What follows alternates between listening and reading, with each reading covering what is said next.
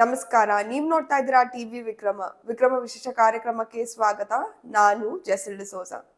ನೀವು ಇಲ್ಲಿ ತನಕ ಟಿವಿ ವಿಕ್ರಮವನ್ನ ಸಬ್ಸ್ಕ್ರೈಬ್ ಮಾಡ್ತಾ ಇದ್ರೆ ತಕ್ಷಣ ಸಬ್ಸ್ಕ್ರೈಬ್ ಮಾಡಿ. ರಾಹುಲ್ ಗಾಂಧಿ ಪ್ರಧಾನ ಮಂತ್ರಿ ಆಗುವ ಕನಸು ನನ್ಸಾಗೋದಿಲ್ಲ ಅಂತ ಗೊತ್ತಾಗ್ತಾ ಇದ್ದ ಹಾಗೆ ಮಾತಿನ ಶೈಲಿ ದಾಟಿ ಎಲ್ಲವೂ ಬದಲಾಗ್ತಾ ಇದೆ. ಸೋಲಿಗೆ ಕಾರಣ ಹುಡುಕ್ತಾ ಇರುವ ಕಾಂಗ್ರೆಸ್ ಪಕ್ಷಕ್ಕೆ ಈಗ ದೇವರ ಮೇಲೆ ಸಂದೇಹ ಬರೋಕೆ ಶುರುವಾಗಿದೆ. ದೇವರು ಮೋದಿಜಿಗೆ ಕೃಪೆ ತೋರಿಸಿದಷ್ಟು ರಾಹುಲ್ ಗಾಂಧಿಗೆ ತೋರಿಸ್ತಾ ಇಲ್ವಾ ಅಂತೆ. ಹೀಗಾಗಿ ಚುನಾವಣೆಯಲ್ಲಿ ಗೆಲುವು ಸಿಕ್ಕಿಲ್ಲ ಅನ್ನುವ ಅರ್ಥದಲ್ಲಿ ಮಾತಾಡ್ತಾರೆ Rahul Gandhi. Now I have a dilemma in front of me. ഇപ്പോൾ എൻ്റെ മുന്നിൽ വലിയ ഒരു ധർമ്മ സങ്കടമുണ്ട്. The question is, will I be member of parliament of Wayanad or will I be member of parliament of Raebareli? എൻ്റെ മുന്നിലുള്ള ഏറ്റവും വലിയ ധർമ്മസങ്കടം ചോദ്യം എന്ന് പറയുന്നത്, ഞാൻ റായ്ബറേലിയിലെ പാർലമെന്റ് അംഗമാവുമോ ആയി തുടരുമോ അതോ വയനാട്ടിലെ പാർലമെന്റ് അംഗമായി തുടരുമോ? Unfortunately, like the Prime Minister, I am not guided by God. ദൗർഭാഗ്യകരമായി എനിക്ക് ധർമ്മസങ്കടമുള്ള എൻ്റെ കാര്യം പറയും. പ്രധാനമന്ത്രിയെ പോലെ പ്രധാനമന്ത്രിക്ക് എല്ലാം ചെയ്യണമെന്ന് പറഞ്ഞു കൊടുക്കുന്നത് ദൈവമാണ്. പക്ഷേ എൻ്റെ കാര്യത്തിൽ അങ്ങനെയല്ല. അതുകൊണ്ട് എനിക്ക് ആ I am a human being. ഞാനൊരു സാധാരണ മനുഷ്യനാണ്. ದೇವರು ರಾಹುಲ್ ಗಾಂಧಿಗೆ ಕೃಪೆಯನ್ನೇ ತೋರಿಸ್ತಾ ಇಲ್ಲ ಅಂತೆ. ಹಿಂದೂ ಧರ್ಮದಲ್ಲಿ ಹುಟ್ಟಿ ಹಿಂದೂ ದೇವರನ್ನ ಅನುಮಾನ ಪಡುವ, ಅವಮಾನಿಸುವ ರಾಮನ ಅಸ್ತಿತ್ವವನ್ನೇ ಪ್ರಶ್ನಿಸುವ ಪಕ್ಷಕ್ಕೆ ದೇವರ ಕೃಪೆ ಸಿಕ್ಕಿದ್ರೆ ಅದು ಮಹಾಪಾಪ ಆಗಿಬಿಡುತ್ತೆ. ದೇವರ ಕೃಪೆ ನನ್ಗೆ ಸಿಕ್ತಿಲ್ಲ ಅಂತ ಒಂದು ಕಣ್ಣಲ್ಲಿ ಅಳುವ ರಾಹುಲ್ ಗಾಂಧಿ ತಮ್ಮ ಭಾಷಣದಲ್ಲಿ ದೇವರನ್ನ ಟ್ರೋಲ್ ಮಾಡಿ ಮಾತಾಡಿದ್ದಾರೆ. ದೇವರು ಮೋದಿ ಹತ್ರ ಬರ್ತಾನಂತೆ. ಮೋದಿಗೆ ಏರ್ಪೋರ್ಟ್ ಗಳನ್ನ ಅದಾನಿಗೂ ಅಂಬಾನಿಗೂ ಮಾರಿಬಿಡು ಅಂತಾನಂತೆ. ಮೋದಿ ಮಾರ್ತಾರಂತೆ ಅಂತ ದೇವರನ್ನ ಹೀಯಾಳಿಸಿ ಮಾತಾಡಿದ್ರು. നിങ്ങൾ ഇലക്ഷൻ സമയത്ത് കണ്ടു കാണാം, പ്രധാനമന്ത്രി പറഞ്ഞു 400-ലധികം വോട്ടുകൾ, 400-ലധികം സീറ്റുകൾ. After that 400 par disappeared and 300 par came. ആ കുറച്ച് കഴിഞ്ഞപ്പോൾ ആ 400-ലധികം കഴിഞ്ഞു, പിന്നെ 300-ലധികം സീറ്റുകളായി. After that 300 par disappeared. അത് കഴിഞ്ഞപ്പോൾ ഈ 300-ലധികം സീറ്റുകളും അപ്രത്യക്ഷമായി. And then he gave a speech where he said, I am not biological.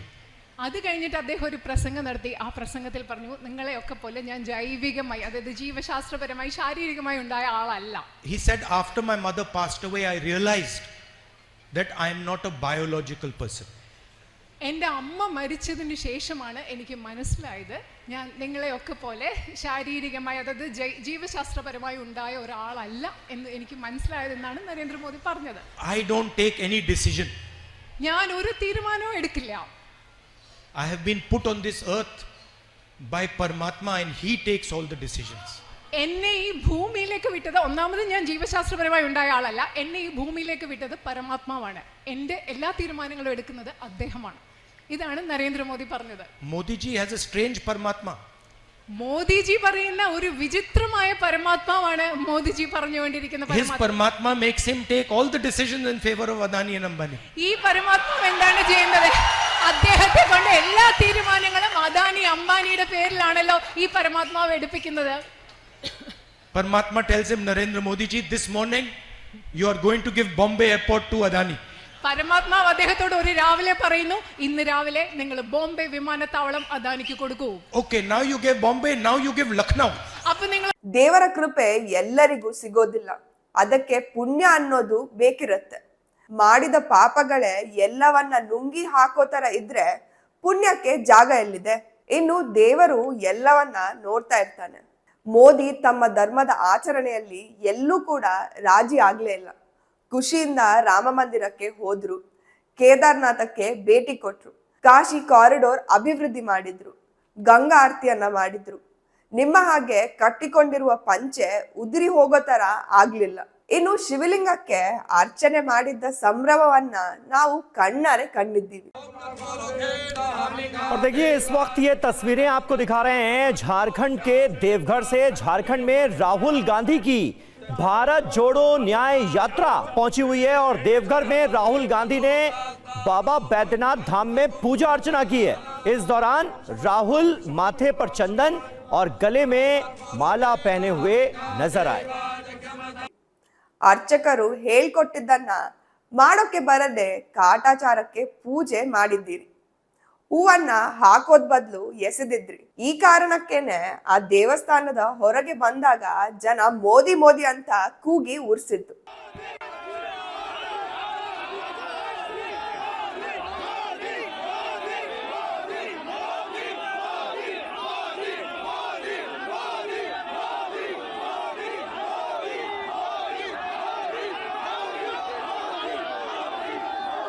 ದೇವರು ಅನ್ನೋದು ತುಂಬಾ ಗಂಭೀರ ವಿಚಾರ. ರಾಮ ಮಂದಿರಕ್ಕೆ ನೀವು ಆಮಂತ್ರಣ ಇದ್ರೂ ಕೂಡ ಹೋಗಿಲ್ಲ. ಬಹುಶಃ ಅಲ್ಲಿ ವಿಸಿಟ್ ಮಾಡ್ತಿದ್ರೆ ಈ ಬಾರಿ ಏನಾದ್ರೂ ನೀವು 100ರ ದಡಿ ದಾಟ್ತಾ ಇದ್ರೇನು. ಮೋದಿ 400 ಆಗಿಲ್ಲ 300 ಆಗಿಲ್ಲ ಅನ್ನುವ ಅತಿ ಪುರಾತನ ಪಕ್ಷ 3 ಅವಧಿಯಲ್ಲಿ 100 ಕಂಡಿಲ್ಲ ಅನ್ನೋದು ಮರೆತಿದ್ದೀರಿ. ದೇವರ ಕೃಪೆ ಸಿಗ್ತಾ ಇಲ್ಲ ಅನ್ನುವ ಮಾರನೆಗಳಿಗೆ ದೇವರ ಬಗ್ಗೆ ಅವಹೇಳನೆ. ದೇವರ ನಿರ್ಧಾರ ಎಲ್ಲ ಅಂಬಾನಿ ಅದಾನಿ ಪರವಾಗಿ ಅನ್ನುವ ನೀಚ ಮಾತು. ಬಿಲೀವ್ ಮೀ, ಇನ್ನು ಸ್ವಲ್ಪ ವರ್ಷದಲ್ಲಿ ದೇವರು ಬಿಡಿ ದೆವ್ವ ಕೂಡ ಕಾಂಗ್ರೆಸ್ ಪಕ್ಷ ಪರ ನಿಲ್ಲೋದಿಲ್ಲ. ಟಿವಿ ವಿಕ್ರಮ, ದೇಶ ನಿಮ್ಮ ಕೈಯಲ್ಲಿ. ಈ ಕಾರ್ಯಕ್ರಮ ನಿಮಗೆ ಇಷ್ಟ ಆಗಿದ್ದಲ್ಲಿ ಲೈಕ್, ಶೇರ್ ಹಾಗೂ ಕಮೆಂಟ್ ಮಾಡಿ. ಟಿವಿ ವಿಕ್ರಮದ ಕಾರ್ಯಕ್ರಮಗಳನ್ನು ನಿರಂತರವಾಗಿ ವೀಕ್ಷಿಸಲು ಸಬ್ಸ್ಕ್ರೈಬ್ ಮಾಡಿ, ಬೆಲ್ ಐಕನ್ ಒತ್ತಿ.